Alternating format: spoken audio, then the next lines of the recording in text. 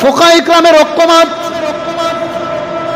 যেই ব্যক্তি মক্কা যাওয়ার সামর্থ্য রাখে, হজ করতে যাওয়া এবং আসা এবং মক্কা থাকাকালীন তার পরিবারের ভরণ পোষণ, পরিবারের থাকা খাওয়ার ব্যবস্থা করতে পারে, মধ্যম পর্যায়ের বাড়িতে সেই ব্যবস্থা করে যাওয়া, রেখে যাওয়া,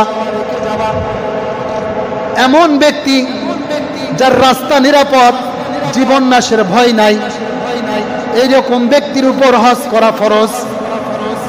জীবনে একবার হলে হজ করতেই হবে।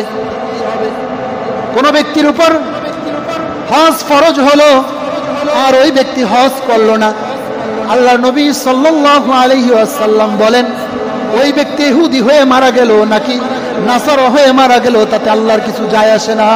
নাউজুবিল্লাহ। বুঝতে পারছেন?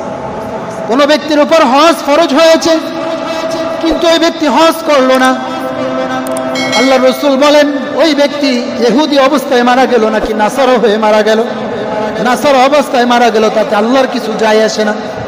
অর্থাৎ হজ ফরজ হলে হজ যদি না করে তাহলে সে ইহুদি এবং নাসারার সাথে তাকে তুলনা করা হয়েছে। এই জন্য যাদের উপর হজ ফরজ, আল্লাহ রাসূল সাল্লাল্লাহু আলাইহি ওয়াসাল্লাম অন্য আরেক হাদিসের মধ্যে পাওয়া যায়, যখন তোমাদের উপর হজ ফরজ হয় তোমরা তাড়াতাড়ি হজ পালন করে নাও, কারণ আল্লাহ ভালো জানেন কার উপর কোন অবস্থায় এসে হাজির হয়ে যায়।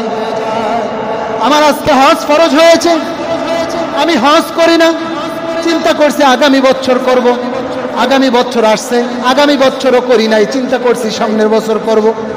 এরকম করতে করতে আমার এমন একটা অবস্থা চলে আসছে, আমি যে কোনো সময় অসুস্থ হয়ে গেছি, বা আমার আগে টাকা ছিল এখন টাকা নেই, টাকা শেষ হয়ে গেছে।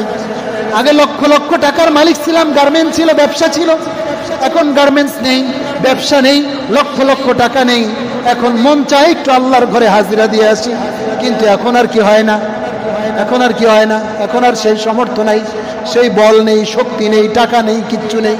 তাহলে একটা ফরজ আমার উপর এসেছিল, আমি ফরজটা আদায় করলাম না, এই ফরজ আদায় না করার কারণে সারা জীবন গুনাহগার থাকবো। নাউজুবিল্লাহ বলুন। বুঝতে পারছি?